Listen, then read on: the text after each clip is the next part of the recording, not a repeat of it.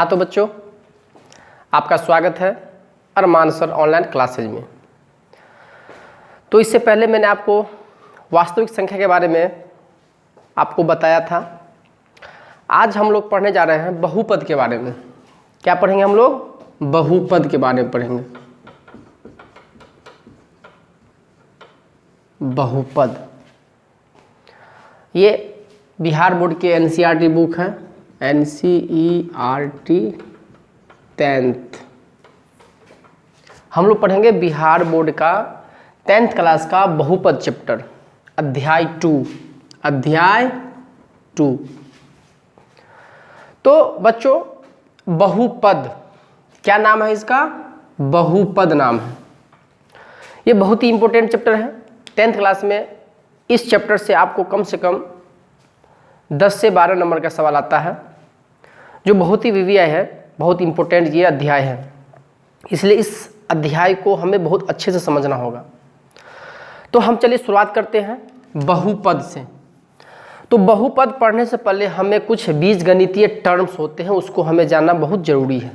पहले हम समझेंगे, जो बहुपद पढ़ने से पहले क्या क्या हमें समझना बहुत ज़रूरी है, तब हम बहुपद को समझेंगे। अगर हम सीधे डायरेक्ट बहुपद पढ़ा देंगे तो आपको इससे पीछे जो पढ़ना था वो आप समझ नहीं पाएंगे, तो आपको क्या होगी? तो कठिनाई होगी। तो हम लोग पढ़ेंगे, इसमें एक आता है क्वेश्चन नंबर आता है पद। क्वेश्चन क्या आता है? पद या बीजगणितीय पद।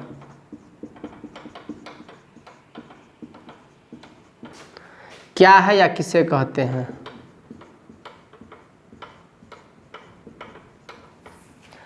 आप या तो डायरेक्ट सिर्फ पद बोल सकते हैं या बीजगणितीय पद। ये बीजगणित है, इसलिए हम इसको बीजगणितीय पद ही बोल सकते हैं। तो या तो आप पद बोलना है या बीजगणितीय पद किसे कहते हैं। तो ये बहुत ही सरल है। चर और अचर, चर और अचर के गुणनफल को पद कहते हैं। क्या इसको समझे? चर और अचर के गुणनफल को हम क्या कहते हैं? पद कहते हैं। अब आप कहेगा सर चर और अचर क्या होता है? ये तो हम पहली मर्तबा सुने हैं। तो आप इसको भी समझ लीजिए, इसको भी समझ ही लीजिए, उसके बाद हम इसको और अच्छे से समझाएंगे। क्वेश्चन नंबर ये 1 है और ये 2 है कि चर क्या है या चर किसे कहते हैं? चर किसे कहते हैं?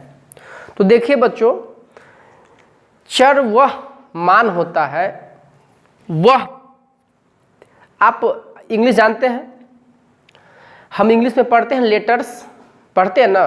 तो इंग्लिश के लेटर्स एकदम नॉर्मल भाषा में आप समझिए कि इंग्लिश के जो भी लेटर्स होते हैं, इंग्लिश के लेटर्स,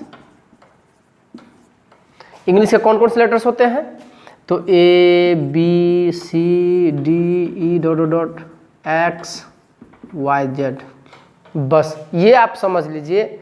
आप उतना परिभाषा आपको समझने की ज़रूरत नहीं है। जहाँ कहीं भी आप ABCD से लेकर के XYZ के बीच में जो 26 लेटर्स हैं, टोटल कितने लेटर्स हैं? 26 लेटर्स हैं। ये सभी 26 लेटर्स ही चर कहलाते हैं। एक लाइन में समझ गए? ABCD के जो लेटर्स हैं वही लेटर्स क्या कहलाते हैं? तो चर कहलाते हैं। क्या याद हो गया? Very good. जैसे हम लिखेंगे X, तो क्या हो गया? चर। कोई भी X लिखिए, A लिखिए, B लिखिए, M लिखिए, N लिखिए, O लिखिए, P लिखिए, S लिखिए, C लिखिए, जो भी आप कुछ भी 26 में से कोई भी एक रहेगा लेटर्स, तो वो क्या कहलाएगा? चर या चरमान। चर या चरमान, चर कह सकते हैं या इसको चरमान भी कह सकते हैं। इसको आप समझ गए? गुड। अगला हम लिखाए थे अचर, वो भी समझ लीजिए। क्वेश्चन नंबर 3, अचर क्या है या अचर किसे कहते हैं? अचर किसे कहते हैं? तो बाबू आप समझ लीजिए, अचर जैसे हमने इसको एक लाइन में डिफाइन कर दिया कि इंग्लिश लेटर्स जो भी हैं वो सभी चर कहलाते हैं। तो अचर भी समझ लीजिए, अचर क्या होता है? जो भी अंक है, संख्या, आप वास्तविक संख्या पढ़े होंगे इससे पहले, तो जो भी संख्या है यानी वास्तविक संख्या है वो सभी वास्तविक संख्याएं अचर राशि या अचर मान कहलाती है। जो भी संख्या है, जैसे हम 2 लिख दिए, ये एक संख्या हो गया। जैसे हम 0 लिख दिए, ये भी एक संख्या हो गया। -3 लिख दिए, ये भी संख्या, ये क्या पूर्णांक है। 4/5 लिख दिए, ये परिमेय संख्या हो गया। √3 लिख दिए, ये अपरिमेय संख्या हो गया। √5 लिख दिए, ये अपरिमेय संख्या हुआ। √5/2 लिख दिए, ये अपरिमेय संख्या हो गया। 1/3 लिख दिए, ये परिमेय संख्या हो गया।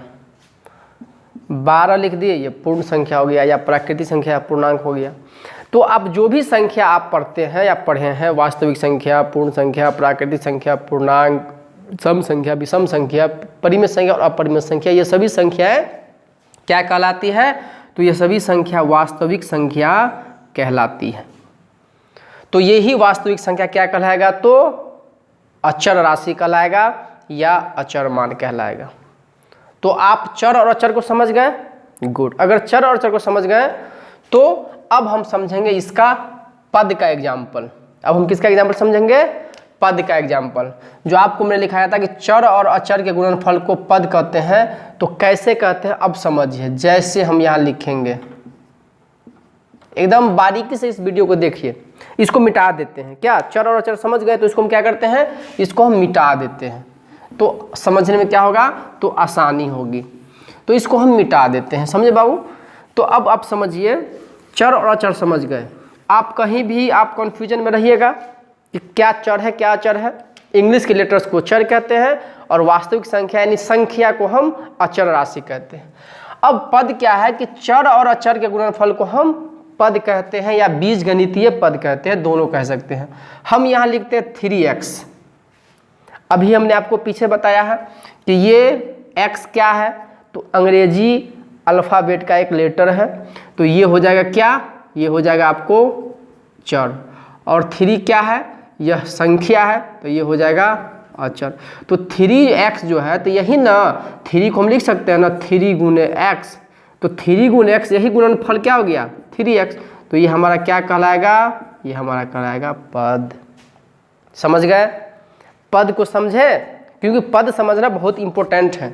पद नहीं समझेंगे तो फिर बहुपद समझने में दिक्कत है। पद से ही बहुपद बना है। देखिए उसमें पद लिखा है ना, बहु प्लस पद, बहुपद यानी पद से ही वो बहुपद बना है। इसलिए पद को समझना बहुत ज़रूरी है।